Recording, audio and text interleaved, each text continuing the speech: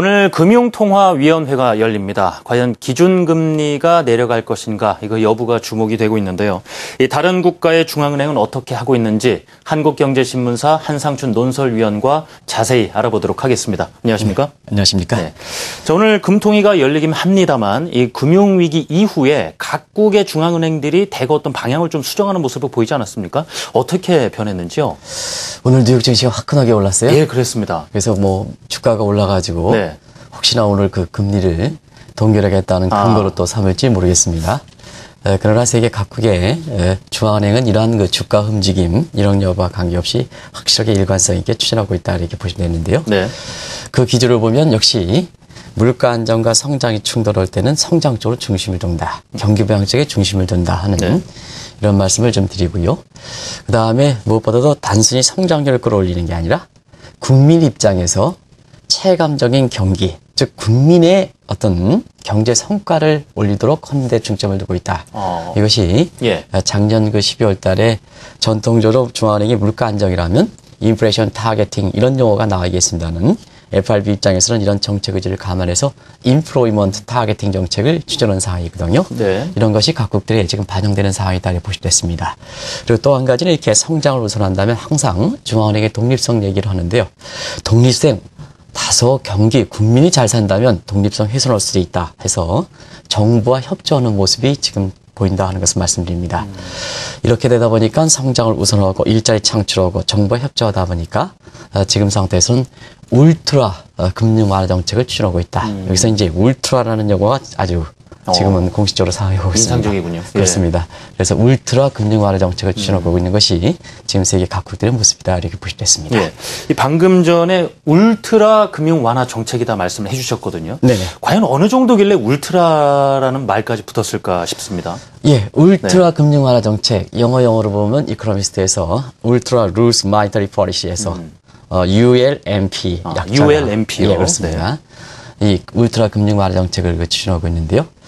우리가 보면은 이 울트라 금융 완화 정책은 지금처럼 사실상 위기 때문에 금융 시스템이 붕괴될 때는 사실상 그렇습니다. 경제 지체를 확실한 인식을 거머쥐기 위해서 사실상 이러한 그 정책을 추진할 수밖에 없거든요. 우리가 보면 금리도 이렇게 정상적일 땐 한 단계, 오늘 우리도 이제 한 단계 내리냐 아니냐 이런 얘기 있지 않습니까?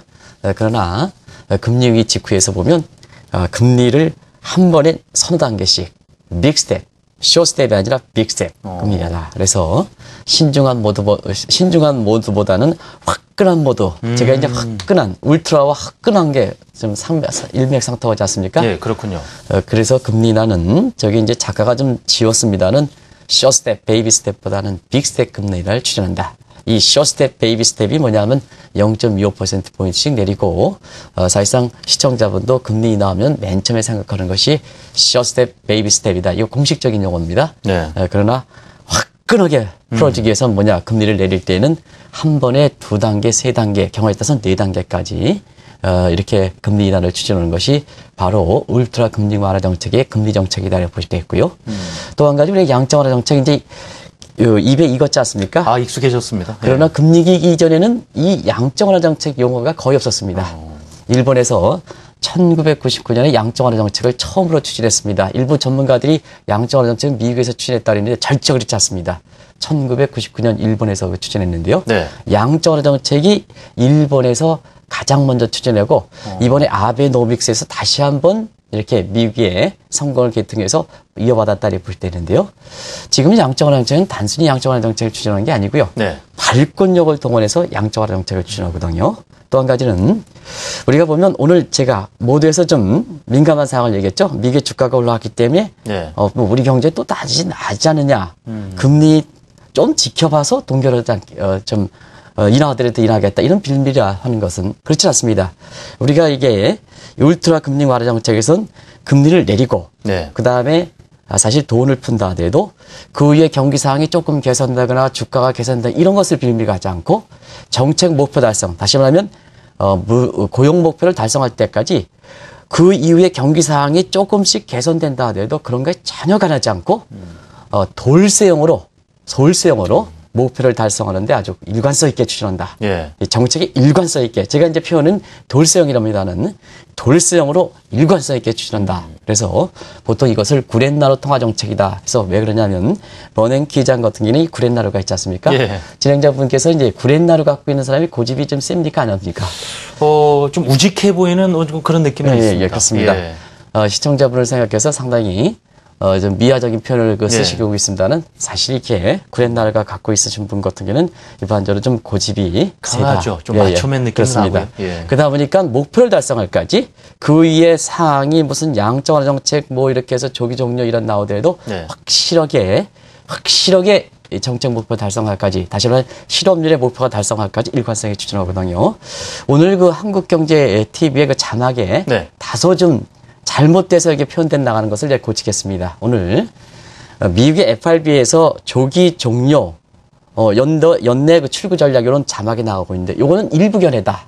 그래서 그런 논란이 돼 있을 때 의사락에서는 지금 양적완화 정책을 더 추진하겠다. 공목받아서 추진하겠다 해서 일부 견해가 여기 자막에 나간다. 이렇게 보시면 되겠습니다. 혹시 자막이 미국의 FRB 내부에서 합의가 돼서 양적완화 정책을 조기 종료에 연내 추진하는 것처럼 자막이 나갈 인식될 가능성이 있습니다. 방송은 정확해야 되니까 원문을 보면 FRB 내부에서는 그런 양적완화 정책의 조기 종료 논쟁이 있지만 일관성 있게 목표를 달성하기 위해서 버냉키 입장에서 보면 양적완화 정책을 계속해서 추진하겠다 하는 입장이 정리됐다 하는 것을 그런 부분 말씀드립니다. 때문에 또 호재로도 작용을 했고요. 그렇습니다. 예. 네.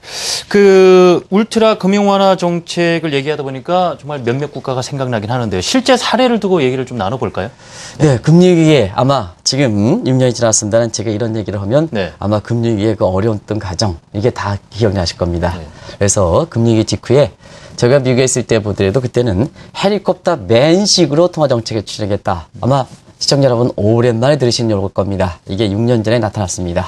화끈한 정책이 하당되죠. 네. 그래서 대표적으로 울트라 금융 완화 정책의 가장 첫 시발점은 금융위기 직후에 FRB가 추진했던 소위 1930년대 대공황을 탈피하기 위한 그때 당시 루즈벨트 방식, 이건 이제 재정정책입니다. 통화정책 측면에서는 사실 금융위기 직후에 브라운식 방식에 해당되는 헬리콥터 맨식 통화정책을 추진한 것이 가장 시발점이다 이렇게 볼 때 했고요. 또 최근에는 네. 화끈하게 나가는 것이 아베노믹스 아니겠습니까? 역시 일본이죠. 예, 그렇습니다. 다른 나라 고사하고 화끈하게 추진하지 않습니까? 아마 이 문제는 너무나 잘 아시기 때문에 생략을 하겠습니다. 그리고 유럽도 드라기 총재가 들어오면서 화끈한 정책에 해당되는 드라기 패키지를 추진하고 있습니다. 그리고 최근에 그림자 금융에서 금융위기 가능성이 제기되고 있는 인민은행 같은 경우에도 외국 이렇게 자금이 물밀듯이 들어오는 과정에서 퍼내기 위해서 소위 영구적 시장 개입해서 PSI 정책, Permanent Sterilization Intervention 정책 이런 정책들을 추진하고 있거든요. 그래서 지금은 각국의 중앙은행이 어떤 뭐 폼 잡는 신사 이렇게 찾는 것보다는 정책 목표를 달성하기 위해서 다소 스타일이 구겨지더라도 화끈한 정책을 추진한다. 이렇게 보시면 되겠습니다. 예. 근데 이제 울트라 금융 완화 정책 그 내용을 들어볼수록 말이죠. 어찌 보면은 좀 정상적이 아닌 정책일 수도 있겠다라는 생각이 드는데 이런 정책을 추진하는 데는 분명 이유가 있을 거란 말입니다. 네, 진행자분도 한번 판단해 보시기 네. 바랍니다. 진행자분이 만약에 사실상 특정 국가의 중앙은행 총재라면 네. 이런 상황일 땐 어떤 정책을 추진할까? 제가 이제 개인적으로 지금 네. 제가 설명드리고 답을 요구하겠습니다. 지금 금융위기 상황에 있어 보면 정책 수용층, 정책 당국자, 정책 수용층이 국민들이 되겠죠? 그렇죠. 국민들은 거의 지금 무기력한 상황이다. 좀비 국민에 퍼져 있다. 그래서 웬만한 조그만 정책 시그널 나오더라도 네. 반응하지 않는 상태거든요. 이런 상태에서 사실 금융의 시스템이라든가 시장이 붕괴된 상태입니다. 이런 상태에서는 폼 잡고 이것저것 부작용 생각하고 신중 모드로 가면 정책 효과가 나타나겠습니까? 안 나타나겠습니까? 당분간은 좀 힘들다고 봐야겠죠. 예, 예. 그래서 정책 기조가 네. 부작용 모르는 거 아닙니다. 이럴 때는 금융위기에는 돈일 뿐이라도 그 돈이 실물 경제에 들어가고 예. 증시 주변에 들어가는 게 아니라 전부 현금 창고에 들어가는 돈가문 현상이다 해서 돈넷경화다. 돈넷경화 현상이 나타난 상황이거든요. 그러면 가물대의 지하수에서 이렇게 물을 네. 풀려면 어떻겠습니까? 샘물이 쏙해서 심해 있으니까 마중물은 많이 넣겠습니까? 적게 넣어야 되겠습니까? 많이 넣겠죠? 넣어야 되겠죠. 예. 마중물은 많이 넣고 열심히 그것도 열심히 퍼야 이게 지하수의 물이 나오게 되거든요. 바로 마중물 많이 화끈하게 넣고 열심히 푸는 게 뭐냐? 바로 울트라 금융 완화 정책이다. 그리고 감으로서 지하수에서 물 나오기 때문에 몇 번 펌프질을 해가지고는 사실 물이 안 나옵니다. 그래서 그렇겠죠. 열심히 오랫동안 펌프질을 해야 되거든요. 그래서 돌쇠형 통화 정책을 추진하고 있다. 일관성 있게. 이런 정책은 아마 관련된 사람이 정말 그 염두에 두실 필요가 있지 않냐 생각합니다. 예, 그렇군요. 이 중앙은행이 사실 이제 아무리 의욕적으로 울트라 금융 완화 정책을 추진한다 해도 말씀하신 어떤 여러 가지 수단들이 있을 거란 말입니다. 정책이 이제 뒷받침이 돼야 그렇습니다. 될 텐데 그것이 없으면 좀 불가능한 것 아니겠습니까? 예. 네, 아무리 그 중앙은행이 네. 경기 부양 또 성장을 우선하고 일자리 창출을 한다 하더라도 전통적인 본래 목표인 물가 안정의 책임이라는 것은 사실상 외면할 수는 없지 않습니까? 네. 그런 측면에서 보면 아무래도 울트라 금리 완화 정책을 추진할 때 가장 부작용을 생각하는 것이 물가 불안, 그다음 자산분의 거품 이런 지역인데요. 자산분의 거품도 물가 안정 부분이 가장 중요하다 이렇게 볼 수 있습니다.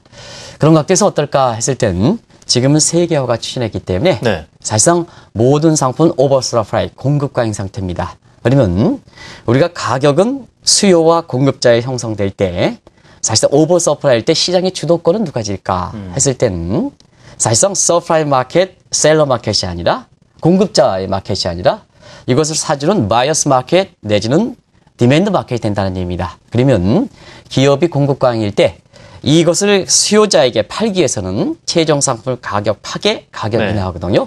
우리나라도 한번 보시기 바랍니다. 할인마트가 얼마나 잘 됩니까? 그죠? 그렇죠. 예. 그렇기 때문에 이게 개방화되고 글로벌사에서 외국 제품과 같이 경쟁하다 보니까 모든 오버서프라이 상태에서 오면 이 상품 할인마트를 통해서 강이 나가야 사실 마치 물건이 팔려지는 이런 것이거든요. 결국은 최종 상품의 가격 파괴, 가격 인하다 보니까 미국에서는 월마트 효과, 우리나라에서는 할인마트 효과, 뭐 특수한 기업명이 있습니다. 제가 한국경제TV에 아침부터 그런 특정명을 밝히는 것은 안 되기 때문에 사실 우리나라 같은 경우에도 할인마트에서 최대 할인마트의 이름을 따서 그 효과가 되거든요. 그래서 월마트 효과, 할인마트 때문에 물가가 상당히 안정되어 있습니다. 우리나라도 지금 소비자 물가가 1%대입니다. 이런 상태이기 때문에 네. 중앙은행이 본래 목적인 물가 안정이 된 상태에서 자, 중앙은행에 그 많은 사람들 이렇게 돈이 많이 들어가는데요. 여러 가지 유지병이 있는데요. 물가가 안정된 상태에서 그것만 고집하느냐? 네. 안 되겠죠. 이런 정부의 협조에서 국민들이 어려운 점 이쪽으로 이 정책에 협조를 해주는 모습이 돼야 되지 않습니까? 예. 그런 것이 각계의 지금 중앙은행의 모습이다. 그래서 중앙은행 총재라든가 이런 사람들이 박수를 받고 있다는 볼 수 있습니다. 그 말씀을 듣다 보니까 궁금해지는 것이 사실 모든 국가가 그런 울트라 금융 완화 정책을 취하는 건 아니지 않습니까? 그렇다면은 그런 추세를 따르지 않는 국가들은 현재 상황이 어떤가 궁금해지네요. 그렇습니다. 아주 좋은 지적을 해주셨는데요. 사실 우리가 글로벌하는 것은 대부분 사람들이 네. 기업 경영만 글로벌하는 이런 사람들이 많습니다. 금융사의 글로벌화 생각하는 소위 마켓에서 위에서 활동하는 플레이어들의 글로벌화에 대해서만 생각하는 사람이 많습니다. 그러나 마켓 위에서 플레이어들이 글로벌 활동을 잘 때는 그 프레임워크를 제공해주는 정책 당국의 인프라적인 측면에서 사실상 글로벌화가 선행돼야 되거든요. 예를 들어서 기업이 아무리 글로벌 된다 하더라도 정책적인 측면에서 우리의 어떤 글로벌 관련된 우리 제도라든가 관습이라든가 정책이 글로벌되지 않으면 사실상 그렇습니다. 글로벌 스탠다드 맞추지 않기 때문에 위에서 활동하는 기업들의 활동이 위축될 가능성이 있거든요. 그래서 정책 당국과 정책과 기업 마켓에서 활동하는 사람이 따로 놓을 수밖에 없습니다. 그래서 이 글로벌화라는 것은 사실상 정책적인 측면도 글로벌한다 이렇게 보시면 됐습니다. 그런 측면에서 보통 그런 얘기를 많이 하거든요. 저도 우리나라에서 처음으로 그 대우경제연구소 시절에 글로벌 세계경영 이론적 토대를 짠 사람인데요. 우리나라 1세대에 해당되는 사람인데요. 우리가 보통 그렇습니다. 글로벌 할 때 정상적일 땐 품위를 지키지만 위기 때에는 모두가 진흙탕을 치길 때에 어떤 특정 국가만 물을 안 튀긴다면 그게 사실상 좋은 행동일까 나쁜 행동일까 했을 때는 모두가 물탕 튀길 때는 물탕 튀기는 게 좋다 하는 얘기입니다. 그래서 보통 악화가 양화를 구축한다는 구레시안 법칙의 글로벌 경영도 추진한다 이렇게 볼 수 있는데 왜 그러냐면 모두가 경기 회복을 위해서 나서는데 사실상 우리만 글로벌 스탠다드 지키고 뭐 하면 그 양적 완화 정책이라든가 금리 인하에 대한 피해가 고스란히 그 정책 동조화되지 않는 국가에 집중된다는 얘기거든요. 최근에 우리나라의 외환시장도 그런 측면이 있지 않냐 생각합니다. 그래서 아침부터 이상한 표현을 썼습니다는 아주 경제가 어려울 때, 그 시스템이 망할 때는 모두가 물탕이 튀기면 물탕이 튀는 것도 좋습니다. 그런 측면에서 정책에 동조가 되지 예. 정책과 동조가 되지 않을 때는 그 부작용을 집중 자본이 쏠려오는 이런 상태에서 여러 가지 부작용을 겪는다 하는 것을 말씀드립니다. 자, 지금까지 이렇게 얘기를 나눈 이유가 오늘 이제 금통위가 열리기 때문인데요. 이 금리 인하 요구라든가 그런 전망까지도 좀 거세져 있는 분위기에서 오늘 결과가 어떻게 나올까 좀 예측이 되겠습니까? 잠시 후에 나올 그 금통위에 대해서 금리 인하 얘기해달라 그러면 저는 안 하겠습니다. 그래서 사실상 이점서부터 이 방송을 통해서 금리를 어떻게 해야 된다는 것은 잘 알겠는데요. 좀 말씀을 드렸었죠. 사실상 지금 상태에서는 금리 인하가 실기했습니다. 우리가 보면 시장의 금리 시장 스프레드를 보면 작년 11월 달, 12월 달에 단기면 낮고 장기면 높은 이런 정상적인 스프레드가 형성될 있는 이전 시점에서 그때 금리 인하를 해야 장기 금리가 내려지고 장기 금리 내려서 기업의 설비 투자 증가하고 소비가 증가해서 경기 부양 효과가 있거든요. 그러면 지금은 어떠냐 하면 장단기에는 역전현상이 발생했거든요. 이미 시장에서는 금리 인하를 반영해서 금리가 떨어진 상태거든요. 네. 그럼 뭐냐? 자, 단기 금리 영향을 미치는 정책 금리 내려봐야 효과가 적습니다. 혹시나 이게 또 오늘 이렇게 금리 동결에 이렇게 빌미가 제공할 수 있지 않냐 이렇게 생각합니다. 또 한 가지는 사실상 이전에도 한번 말씀드렸으는 지금은 각국들이 중앙은행 독립성이 많이 훼손되고 사실상 정부와 정책 협조가 된다. 신사도 정상적일 때 신사가 돼야 진짜 그 사람이 폼나는 신사입니다. 그런 측면에서는 지금 상태에서 보면 상당 부분 정부의 정책해서 지금 여러 가지로 어려운데 지정학적 위험, 엔저 문제, 경기가 어렵고 이런 상태에서 우리가 찰랑찰랑 해줘야 국민들이 불안감을 좀 완화시킬 수 있는 소지가 있거든요. 그래서 저는 금리 인하 이런 여부를 말씀드리지 않겠습니다는 차제 한국경제TV에 제가 임직원한테 그런 건의를 한번 해보겠습니다. 한국경제TV도 이제는 예비 금통위, 섀도우 금통위를 좀 해서 이런 중요한 결정 사항이 논란이 될 때 정부에서 제대로 정책을 결정하지 못한다면 이런 방송을 통해서 국민 입장에서 예비적인 금통위를 좀 만들어서 사실상 공론화시켜가는 이런 모습도 방송의 중요한 기능이 아닌가. 예. 개인적으로는 방송을 통해서 이 말씀드리면 제가 죄송합니다는 너무 금리 인하와 관련해서 민감한 사항이기 때문에 최근에서 국민들이 불만이 많아서 아마 이것을 좀 국민 입장에서 흡수해 주십사 하겠어 방송사 임직원한테 좀 건의를 해보겠습니다. 알겠습니다. 금융통화위원회 열리는 시점 앞둔 상황에서 이 각국의 중앙은행들 어떤 정책을 취하고 있는지 하나씩 짚어봤습니다. 지금까지 한국경제신문사 한상춘 논설위원이었습니다. 고맙습니다. 네, 고맙습니다.